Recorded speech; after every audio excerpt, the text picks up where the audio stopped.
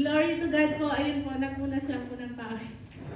So, magandang gabi po sa ating lahat.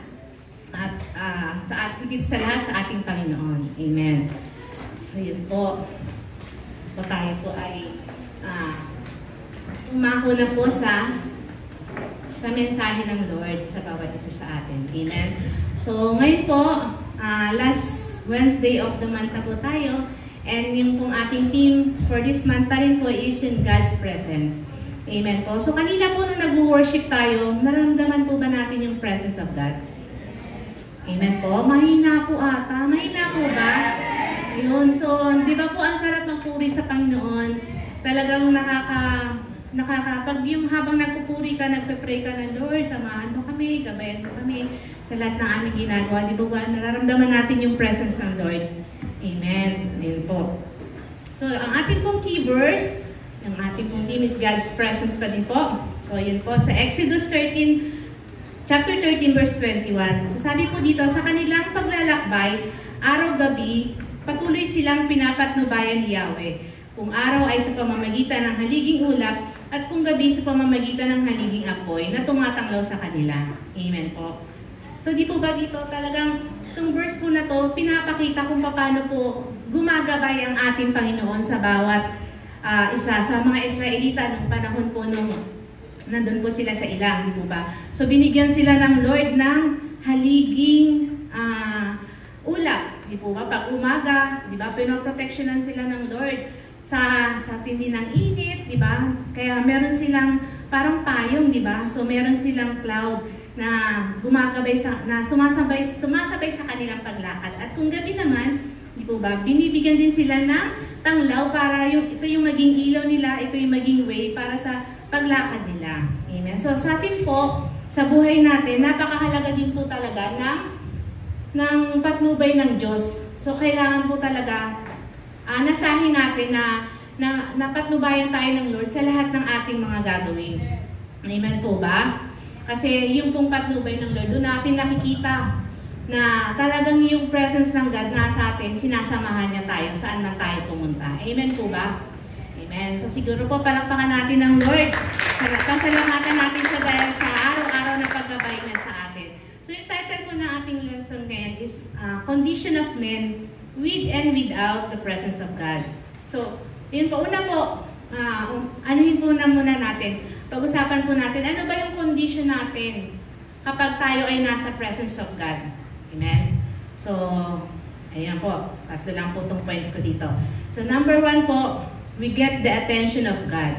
Amen po? So, pag meron po yung presence of God sa bawat isa sa atin, talagang yung attention po ng Panginoon, makikita natin, nararamdaman natin na nasa atin. Nararamdaman niyo po ba yun?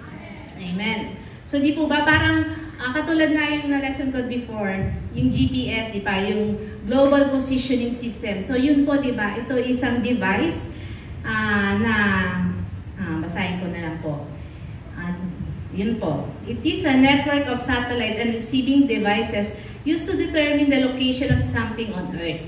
Some GPS receivers are so accurate that they can establish their location within centimeter of 4 inches. Di po ba? So, GPS receives, provides location and latitude, longitude, and altitude. Amen po. So, ito po daw yung GPS. Ito po yung isang device na nasa satellite na nakakalocate, nakakatrack ng bawat isa sa atin. Kahit anong bagay. Within 4 inches daw po kaya niyang matrack. So, ganun po yung kumbaga sa ating sa mundo, meron tayong GPS na pwede tayong malocate saan man tayo pumunta sa daigdig na ito. So, si Lord, ganun din. Yung GPS ng Lord, yung ano niya sa atin, yung pagtutok niya sa atin, yung paggabay niya sa atin, nakatutok talaga yun sa atin. Yung paningin ng Diyos, yung kanyang attention, talagang nakatutok sa bawat isa sa atin. Naniniwala po ba kayo doon? Amen. So yun po. So sa buong araw na meron tayo, ginagabayan tayo ng Panginoon. Nakikita niya lahat ng nasa isip natin, lahat ng nasa puso natin. Kumbaga para din siyang x-ray na lagpasan talaga, nakikita niya ang lahat sa atin.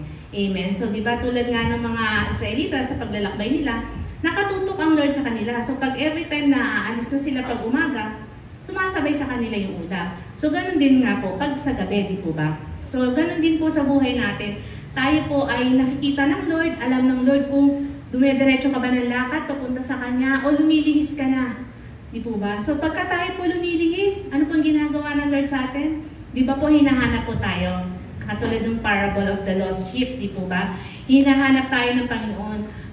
Talagang inaano niya na, oh, saan pupunta tong anak kong to? Parang hindi ito yung way na kasama yung mga ibang sheep ah. So di ba, iniiwanan ng Lord yung marami para hanapin yung isang nawawala. Dahil lahat tayo mahalaga sa Panginoon. Ayaw ng Diyos na may mawala ni isa man sa atin. Amen po? Sabi yun sa Lucas 15:4. Sabi kung ang sino man sa inyo ay may sandang tupa at nawala ang isa, anong gagawin niyo? Hindi ba't iiwan niya ang 10 sa pastulan at hahanapin ang nawawala hanggang sa ito'y matagpuan. So tayo ganun din po. Minsan talagang tumatagal, nawawala tayo, lumalalim, di ba? Pero si Lord gumagawa ng paraan para muli tayong hanapin. Parang di ba yung mga magulang sa mga anak, hands-on talaga. Buntis pa lang, di ba? Inaalagaan na ng mga magulang hanggang sa maipanganak, di ba? So lahat ng pwedeng pag-aalaga na ginagawa ng magulang, yun yung ginagawa niya para sa anak niya. So, ganun din po ang Panginoon sa atin. Minsan, hindi lang tayo nagiging aware na nandyan si Lord sa atin, nakasama natin si Lord, na inaalagaan niya tayo. Ano po, gusto ko lang din po mag-share ng kaprasong testimony na talagang ito pinaalala sa akin ng Lord nung bago mag-encounter. Kasi nagpe-pray ako talaga. Nagabayan ako sa, yun nga po, sa encounter, gano'n. So, parang naramdaman ko, sabi ko, Lord, paalala mo sa akin yung mga ano. Talagang, alam niyo po, pinaalala sa akin ng Panginoon yung na kasama ko siya, kahit na maliit pa man ako. Kasi nga po, nung mga grade 3 yata ako, nung grade 4, kasama ako ng, mahilig ako sumama sa nanay ko na nagsisimba sa Parañaque, sa simbahan ng Parañaque. So, ang purpose ko lang doon kasi mahilig ako sa mais. Pagkatapos namin magsimba, binibilan ako ng mais ng nanay ko. So, nung time na yon talagang ito'y pinaalala sa akin ng Lord. Di ba maliit ka pa, sinamahan na kita, hindi kita pinabayaan. Kasi ano po yung nangyari sa akin nun? Yun nga po, sa kagutuman ko nung mga panahon na yun na nagsimba kami, iniwan ako ng nanay ko sa isang karinderya. Tapos, sa gutom ko po siguro talagang hilong-hilo na ako. Sabi ko, Nay, nagugutom na talaga ako, Nay, hilo na ako. Sabi niya sa akin, sige, kakain na tayo. Diyan ka lang ha, huwag kang aalis dyan. Yun talaga naaalala ko. So, hindi po ako umalis. Pero, natatandaan ko po na parang may nakita akong reha. Siguro po, tumumba ako doon sa upuan, yung bilog po na bench na gano'n. Tapos, di ba, rehas yung gano'n. Bakal siya. Tumama yung ulo ko doon. Tapos, nung naaalala ko na lang, iyak ako na iyak. Nanay ko, gano'n ako ng gano'n. So, yun po, talagang parang hinahanap ko siya, pero wala na po ako nakikita, parang blurred na yung paningin ko. And then, sa kabutihan po ng Panginoon, na talagang pinaalala sa akin ng Lord na hindi kita pinabayaan, nakita rin po ako ng nanay ko, na, pero meron na pong mahawak sa akin na lalaki na, dala-dala na po ako. Kung hindi po ako ginabayan ng Lord, kung hindi po niya hinayaan na mabalik ako sa magulang ko, siguro, di ba, hindi ko na alam, baka, hindi ko alam kung maganda yung mangyayari sa buhay ko. Siyempre, hindi ko naman pwedeng i-judge yung magandang loob na ano ako na, ayun, kunin ako, di ba? Kasi nga, wala na ako sa sarili ko. So, dun, talagang nakita ko yung pagkilos ng Lord. Tapos yung nanay ko, sabi niya, bakit ka umalis? Nasa lubong niya kami. Bakit ka umalis doon? Kinurot ako sa sihit. Ang sakit talaga, naramdaman ko yun. Hindi ko makalimutan. Pero tapos, no, naglalakad kami, natanggal yung tsinelas ko. Sabi, isuot mo yung tsinelas mo, di nagagalit sa akin. Sinusuot ko na, ganyan ako na ganyan, hindi ko makita. So yun lang po yung time na nalaman ng nanay ko na wala na ako sa sarili ko, hindi ko na alam yung mga nangyayari sa akin.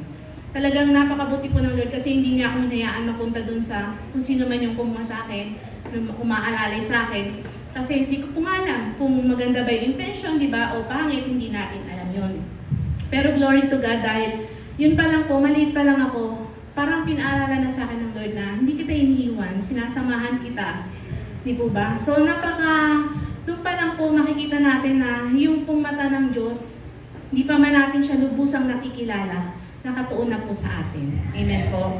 So, yun, palakpakan po natin ang Lord. Glory to God po.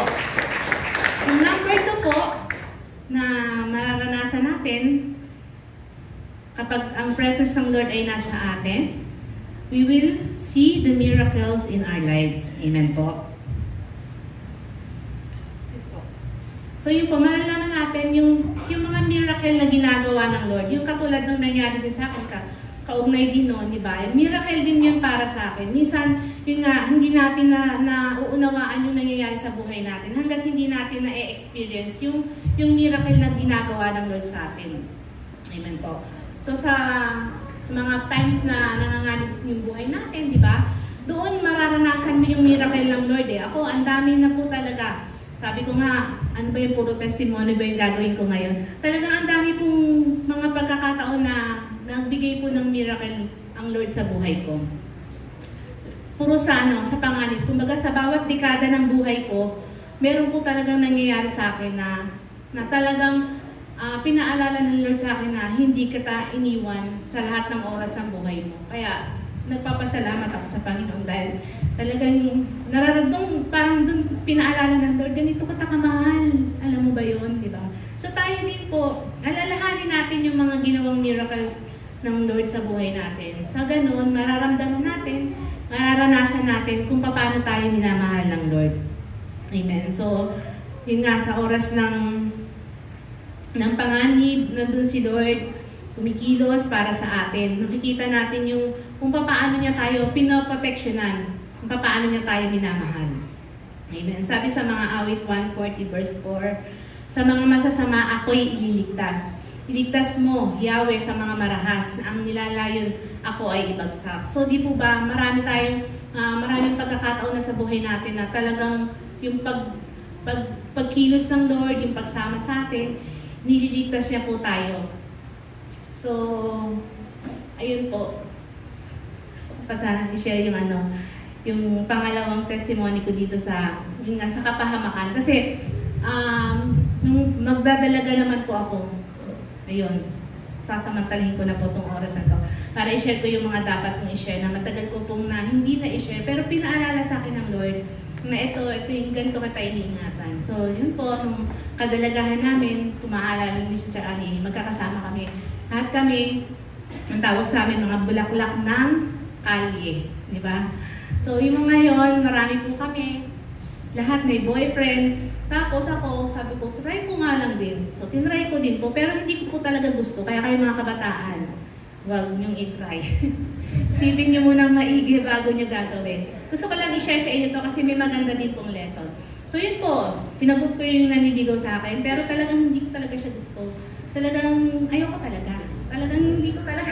Pag sinusundo po ako sa Lyceum, di ba dalawa po yung daan doon dito, tsaka dito papunta sa Mapua. Tinataguan ko po talaga yun. Tapos, to make the long story short, bigla po siyang nawala na. Sabi ko, nawala na, nasaan kaya yun? Tapos bigla po may dumating na sulat sa akin, galing sa kanya, na nagsasabi na, humingi siya na, sorry kasi nag-asawa na daw siya. Sabi ko, yun yung unang sulat, yun yung unang nakalagay. Wala naman po sa akin, parang wala talagang epekto kasi nga hindi ko po talaga siya ganun na minahal. So, nung bandang muli na, sabi niya dun sa sulat, dapat kasi itatanan kita nung araw na yon, kaya lang, hindi ka lumabas ng bahay, hindi ka lumabas, kaya iba yung tinanan ko, kaya nag-asawa na ako. Di ba, glory to God, kasi nakaligtas ako doon. So, di ba, sino yung kumikilo sa buhay natin? Hindi ko alam yun. Wala akong alam-alam hanggang ang tagal bago ko nalaman. Siguro mga taon na yun, bago siya sumulat sa akin. Doon lang nagparamdam na yun nga, nagtana na siya ng iba. Kasi sabi ko, ay salamat sa Panginoon. Kasi hindi ko talaga siya yung minahal ko. Kaya diba, yung pag-iingat ng Lord, sometimes po, meron mga bagay na kala natin, yung kumbaga blessing in disguise yung nangyari. So talagang yung pinaalala din sa akin ni Lord, yun, at tagal na yun, nakalimutan ko na nga yun eh. Pero yun yung unang-unang naging boyfriend ko. Kasi nga iba po yung pangarap ko noon. Gusto ko mayaman. Basta mga ganun po. Mataas ang pangarap ko nung dalaga pa ako. So, ayun, hanggang doon na lang muna. So, yun, di ba po, sa oras na mapapahamak ka, hindi natin alam yun. Di ba? Until one time na sasabihin na lang sa'yo na, uy, munti ka nang mapahamak dun sa tao. Siyempre, hindi mo gusto yun eh. Ayaw mo dun, di ba? Pero hindi ako pinahintulutan ng Lord na mapunta doon. Kaya talaga siguro, hindi talaga akong lumabas ng araw na yun. Kaya yung pag-iingat ng Lord, ayun yung na-appreciate ko talaga. Sabi ko, thank you Lord. Kasi kahit na naman yung buhay ko ngayon, pinagpapasalamat ko pa rin sa Panginoon. Kasi talagang mahirap makasama pag hindi mo gusto, di ba? At mapipilitan ka lang, di ba? Amen. Ayun po. So sa ano din po, makikita din natin yung miracle, di ba? Sa mga, hindi lang po sa kapahamakan, sa mga kasakitan, di po ba? So lahat tayo may mga dinaramdam na kasakitan. Pero, di ba, andyan ang Lord para pagalingin tayo. Katulad ko po, meron din akong sugar. Pero sa tulong po ng Panginoon talagang, alam ko po, sinasamahan niya pa rin ako sa health ko.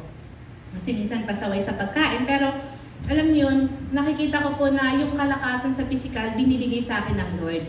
Diba? So, parang katulad din nung gusto ko din i-share sa inyo yung babaeng inaagasan ng 12 years, diba?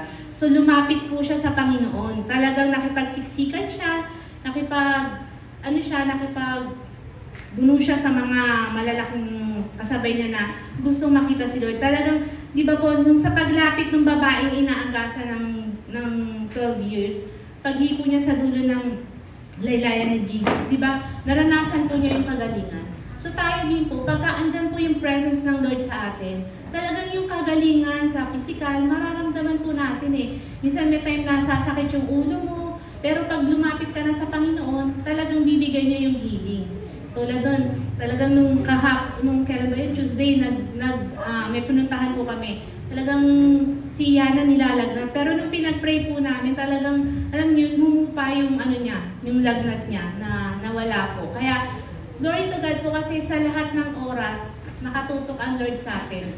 Sa lahat ng ginagawa natin, sa lahat ng mga nararanasan natin, nandiyan po si Lord. Sabi po sa Job 5 verse 8, kung ako sa iyo, lalapit ako sa Diyos at ang aking kalagayan sa Kanya idudulog. Mga dakilang gawa niya'y di natin maunawaan, mga kababalaghan niya'y walang katapusan. Amen po, di po ba? So yung miracle ng Lord sa buhay natin, minsan hindi po talaga natin mauunawaan. Di po ba? Pero yun nga, kung tayo man ay dumadanas ng kasakitan at kung anumang kalungkutan sa buhay, di ba? Ilapit po natin sa Panginoon. Sa Kanya po natin idulog. At panigurado po, yung kagaangan, mararanasan natin. Katulad kanina, sabi ko kay Sister Lily, pag-pray mo ako. Kasi parang hindi ko alam kung ano yung nararamdaman ko. Pero yun nga, talagang yung pong through prayers talaga, pinaparamdam ng Lord na pag lumapit ka sa Kanya, bibigyan Kanya ng kagaangan. Amen po? So yun po, palakpakan po natin si Lord. Amen. So yung mga pagsubok po, pag dumating sa buhay natin, wag daw nating iwasan. Kasi doon natin makikita yung miracle. Kung paano kikilos si Lord, kung paano niya aayusin yung buhay natin sa pamamagitan ng pagsubok. Ito yung mga magpapatatag sa atin, sa pananampalataya natin. Amen? So, kailangan po talaga kapit tayo sa Lord para yung presence niya palagi natin makuha, yung attention po ng Lord. So, sabi din po sa Efeso 3 verse 20, sa Kanya na makakagawa ng higit pa kaysa maaari nating hilingin at isipin sa pamamagitan ng Kanyang kapangyarihang kumikilos sa atin. Amen po. So yun po, yung kapangyarihan ng Lord na kumikilos sa atin, ito po yung magbibigay sa atin ng kamanghaan sa Panginoon dahil nga yung miracle ibibigay niya, ipapakita niya sa bawat isa sa atin. Basta tayo po, nananakan tayo sa mga salita niya, sa mga promises niya, makukuha po natin yung presence of God. Amen. So number 3 po, sabi po dito, in God's presence, we will understand God's provision. Ayun po yung pagpapala ng Panginoon, di po ba? Yun nga sa lahat ng aspeto ng buhay natin, bibigyan niya tayo ng pagpapala. Amen. Sa panahon ng kakulangan, di po ba? Yung mga sa financial difficulties, talagang lahat po tayo dumadanas ng ganung bagay, di po ba? Pero napakabuti ng Lord kasi hindi po siya nagpapabaya. Wala po tayo. Isa sa atin, di ba?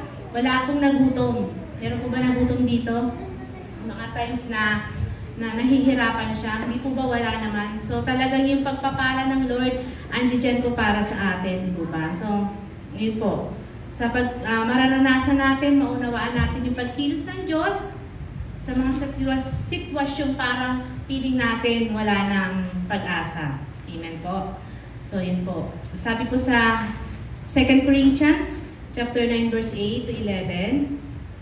So, yun po, sabi po dito, magagawa ng Diyos na pasaganahin kayo sa lahat ng bagay at higit pa sa inyong pangangailangan upang sumagana kayo para sa mabubuting gawa. Amen po. So, tayo po, pinapasagana tayo ng Panginoon, hindi lang po para sa sarili natin, kundi para sumagana tayo sa mga mabubuting gawa na ito po yung ma-share natin sa ating kapwa. Amen. Sa verse 9 po, tulad ng nasusulat, siya ay masaganang nagbibigay sa mga dukha. Ang kanyang kabutihan ay walang hanggan. Ang Diyos na nagbibigay ng binhi itatanim at tinapay na makakain. Ang siya rin magbibigay sa inyo ng binhi at magpapalago nito upang magbunga ng sagana ang inyong kabutihang loob. Amen po. So, pagka nakita ng Lord na yung puso natin bukas sa pagbibigay, talagang siya din po yung magbibigay palalo sa atin. Pasasaganahin pa niya tayo. Sabi sa 11, pasasaganahin niya kayo sa lahat ng bagay upang mas marami kayong matulungan. Sa gayon lalong darami ang magpapasalamat sa Diyos dahil sa inyong tulong na dadalhin namin sa kanila. Amen po. So, di po ba tayo, ano po ba yung mas nararanasan natin? Ano po ba yung mas nakakagaan sa atin? Yung tayo po ba yung tinutulungan o tayo po yung tumutulong? Di ba po mas masaya yung tayo yung tumutulong? Kasi talagang doon nakikita na hayag yung glory sa buhay natin. Katulad ngayon, gusto ko pong i-take yung opportunity na nakakatuwa po dahil talagang yung pagkakaisa po ng church para dun sa pagbibigayan sa Mindoro, talagang nandyan po lahat yung suporta. So yun po, ang napaparangalan po natin dito ay ang ating Panginoon. Amen po. So hindi po ang ating sarili, kundi si Lord po yung binibigyan natin dito ng pagpapahalaga. And sa pagpapahalaga na binibigay natin sa Lord, ganoon din naman, pinapahalagahan din po tayo ng Panginoon. Amen po? Amen. Sabi nga po, pag open daw yung puso natin sa pagbibigay, talagang yung pagpapala ay tuloy-tuloy na dadaloy. Katulad nga po nung balong babae, di ba, na tinulungan niya si Eliseo, na kahit yun na lang yung natitira na hagina sa kanyang banga, ay ibinigay pa rin niya sa man of God. Kaya hindi po siya naubusan. So, ganun din po tayo. Isipin natin, yung tinutulong natin sa church, yung tinutulong natin sa iglesia ng Lord, ito po ay talagang kinalulugdan ng Panginoon. At dahil dito, hindi po natin dadanasin yung maubusan tayo talaga. Kasi yung walang-wala na talagang sa isang araw hindi ka makakain. Hindi po natin dadanasin yun. Amen po. So, maging matulungin po tayo at yun po, mararanasan natin yung provision ng Lord. So, yun po yung tatlong bagay na sa tingin ko pinaka-importante na ibinibigay ng Lord sa atin kapag kasama natin siya, yung presence ng Lord. So, kailangan po, lagi natin i-please si Lord, lagi natin siyang pasalamatan, lagi tayo maging thankful sa lahat ng mga binibigay niya sa atin. Diba? Ano man yung sitwasyon, lagi tayong magalak kasi yun po yung nais ng Lord na hindi tayo palagi nakasimangot, nagreklamo, Lord, wala na naman. So, yun po. Yun. So, ngayon naman po, pag-usapan natin yung buhay ng hindi kasama ang presence of God. Life without the presence of God. Ano po ba yung magiging buhay natin? Hindi po ba yun nga, yung napag-usapan natin, buhay na kasama ang Diyos, makukuha natin yung attention niya, yung miracle niya, yung provision, makikita natin lahat ito sa buhay natin. Pero pag wala naman po yung presence of God sa buhay natin, ano po? Una, apat lang po ito. At last 10 minutes na lang po ako. So sabi po dito, life without the presence of God, life will be lost. Amen. Mawawala yung buhay sa'yo. Amen. Kasi bakit po mawawala? Kasi wala na nga po yung presence ng God sa'yo. Parang wala nang kahulugan yung buhay para sa'yo.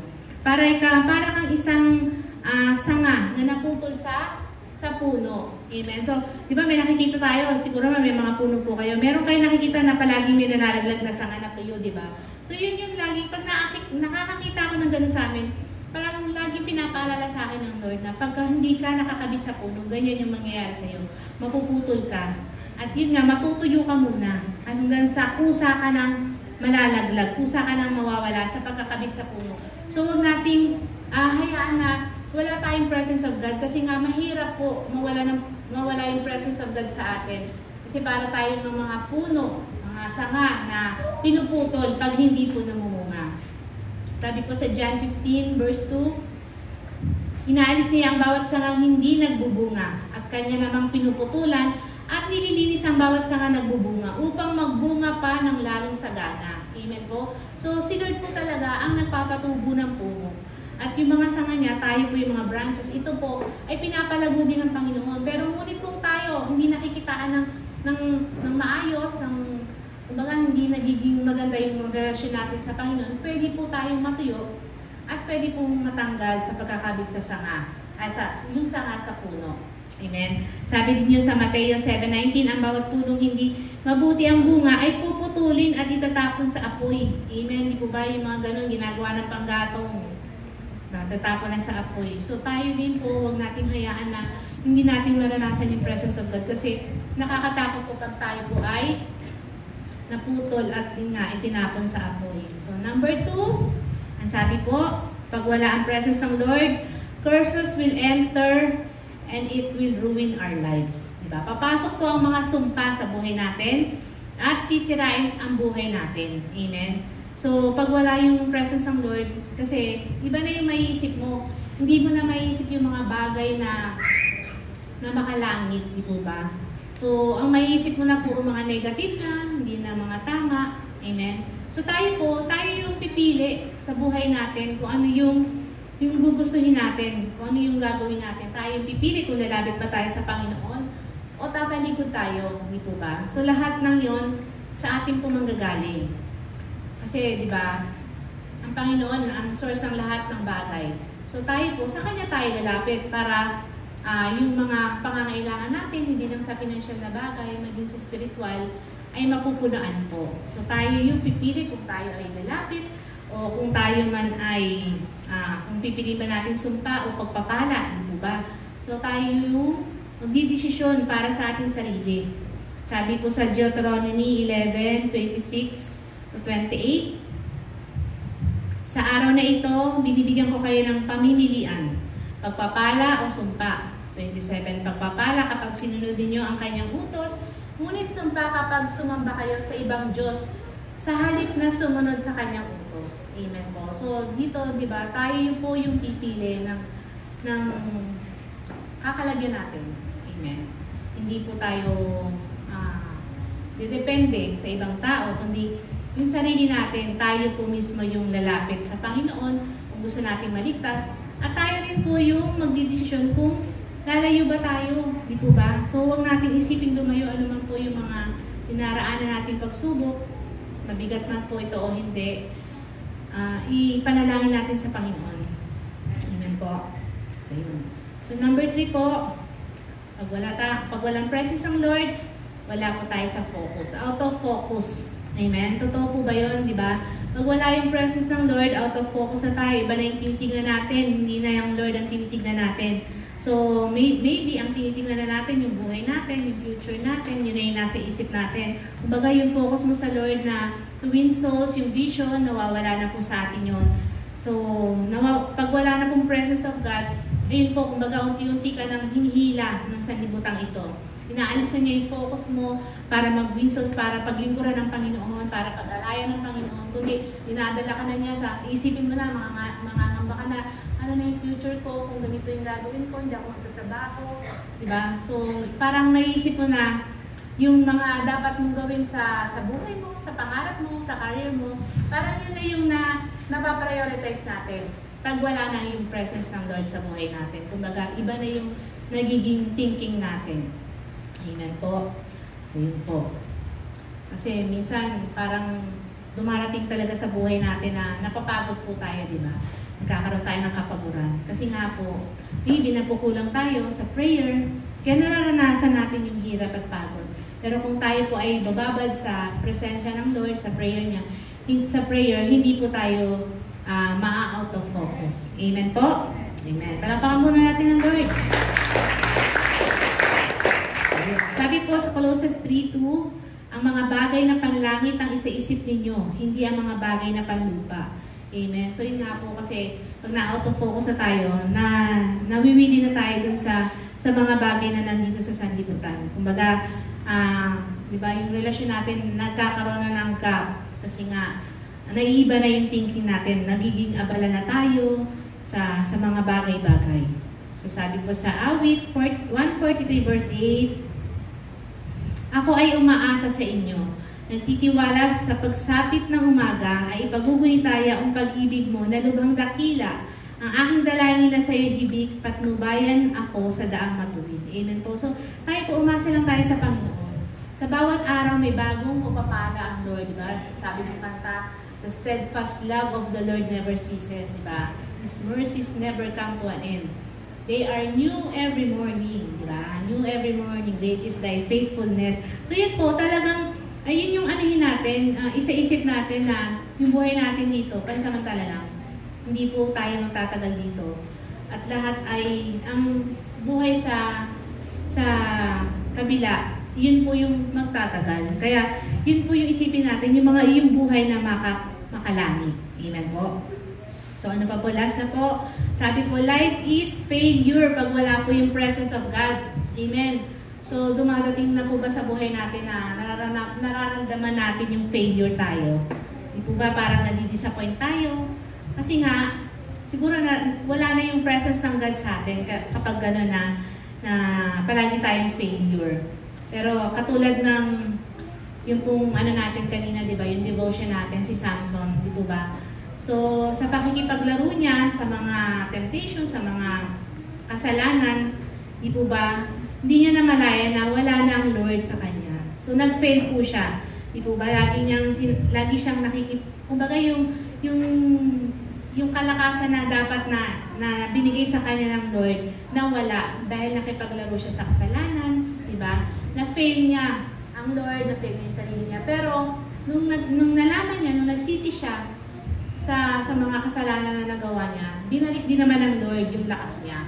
Kaya doon, nagapi niya yung mga Filisteo. Amen po. So, di ba, katulad doon, huwag na natin hintayin na talagang mawala na yung presence of God sa sarili natin, sa spirito natin, sa buhay natin. Kasi, pagka po, mararamdaman natin yun mararanasan natin na, ay, kaya ako nag-fail kasi nagkulang ako sa Panginoon. Amen. So, yun po yung, yun po yung sinasabi dito na kapag walang presence of God, mag-fail po talaga tayo. Amen. Sabi po sa hukom, ay, yun pala yung kay Samson. Ito na po babasahin. Pero sige, basahin ko na rin po. Yun po, sa hukom 16:20, sabi, ang kanyang sinabi, Samson, may dumarating ng Filisteo, nagtangkang bumangon si Samson sapagkat akala niya makakawala siya tulad ng dati. Hindi pa niya namalayang iniwan na siya ni Yahweh. So yun po, yung huling nadakip na po si Samson kasi kumbaga, nag-give in na siya. Sinabi na niya kung ano yung sekreto niya, kung bakit siya malakas. So, nung time na yon, parang give up niya na rin yung faith na sa Lord. So, yun yung time na talagang iniwan na rin siya ng presence of God. Kaya siya nagapi ng mga Pilisteo. Ayun po. So, sabi po, life is failure without the presence of God.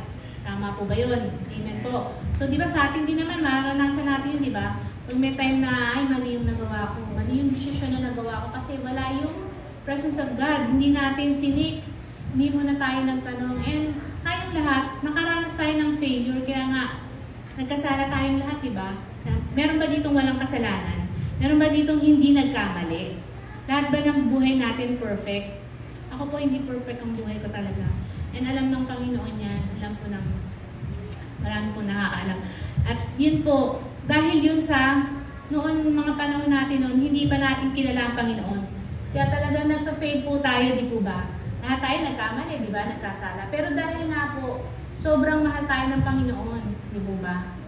Pinadala niya ang Panginoong Jesucristo. Kumbaga, umisip na ang Lord ng way para tayo ay maligtas. Kasi, di ba, sobrang dami na ng tao na kinrate ng Lord. Ayaw niya na isa man sa atin ay mapahamak. Kaya po, yun po yung binigay ng Lord sa atin, yung anak niya, na si Jesus, para tubusin tayo sa kasalanan, para ipadama sa atin na mahal niya tayo, yung presence ng Lord na ibigay sa atin, and sa pamamagitan din ng Holy Spirit ng God, na pinaparamdam sa atin na nandiyan siya palagi para sa atin, at never niya tayo iniwan. Amen po? Amen po. So, conclusion po, sabi po nga, yun nga, tayo po ang pipili kung ano po yung gusto nating tahakin. Tayo po hindi po ang ibang tao. Kaya wag po natin isisisi sa iba kung ano man yung buhay natin meron ngayon. Kung nagkamali tayo, humingi tayo ng tawad sa Lord, bumangon tayo, turuan niya tayo, tulungan niya tayo na makaalis tayo dun sa sitwasyon na wala na nahihirapan tayo. Kasi tanging ang Panginoon lang ang magbabago ng lahat ng sitwasyon ng meron tayo. At sa pamamagitan nga ng blood of Jesus, binigyan niya sa atin yung anak niya para maranasan natin yung pagpapala, yung pagmamahal sa lahat ng aspeto ng buhay natin. Amen po. Sabi nga ng Lord sa Jeremiah 32:27, I am the Lord, the God of all mankind. Is anything too hard for me? Diba? So tinatanong tayo ng Lord, ano ba yung mahirap sa Kanya? Diba? Pag tayo naman po ay lumapit, sabi diba sa Mateo 7:7, kapag tayo ay lumapit, humingi, pumatok tayo sa Panginoon, di ba pagbubuksan tayo ng Lord? Ikaw nga, di ba, pag may kumatok sa pintuan mo, pagbubuksan mo ba siya? Pagka may kumatok sa iyo? Di ba, bubuksan natin? So what more yung Panginoon na talagang nandyan, nakita niya lahat ng failures natin, alam niya lahat ng pinagdaanan natin, pinagsisihan natin yung mga bagay na ito. Kaya nandyan ang Lord na kapag tayo ay kumatok, pagbubuksan tayo, panigurado, pagbubuksan tayo ng Panginoon. Wala pong doubt doon. Pag tayo ay humingi ng taos-puso, tayo ay bibigyan ng Panginoon. Pag hinanap natin siya, sigurado po matatagpuan natin siya. Kaya tayo ang mag-aano sa buhay natin. Glory to God po. Tayo po ang pipili. Kumbaga tayo mismo sa sarili natin ang responsible sa lahat ng ginagawa natin. Hindi natin pwedeng ituro sa iba yung mga kasalanan natin, yung mga pagkukulang natin. Hindi po ganoon. Talagang tayo po mismo ang haharap sa Panginoon. Kaya ngayon pa lang, pag sumikapan po natin, kasi napakahirap po talagang pumasok sa kaarihan ng langit. Talagang marami pong paghihirap, nadadaanan tayo. Pero, yun nga, sabi ng Lord, kung mananatili ka sa Kanya, hindi ka niya pababayaan. Hindi niya tayo pababayaan. Tutulungan tayo ng Panginoon. Basta yung puso natin, taos ang puso natin sa paghingi ng tawad. Taos ang puso natin na nananalangin tayo sa Kanya. Taos ang puso natin na nananampalataya tayo na siya yung tagapagligtas natin. Lahat ng bagay talagang idaragdag sa atin ng Panginoon. Amen po? So sige po, tayo po ito ngayon. Pasalamat po tayo sa Panginoon. May natutunan po ba tayo? Amen. Amen. Nawa ko sa mga narinig natin, hingi natin sa Panginoon na nanatili ito sa ating puso para sa oras na mga tayo ay daranas ng pagsubok, isipin natin, magkaroon din tayo ng reflection sa sarili natin. Ako ba ay nasa presence of God pa? O wala na ba sa akin yung presence of God? Dala sa post mo sa YouTube. Nararamdaman natin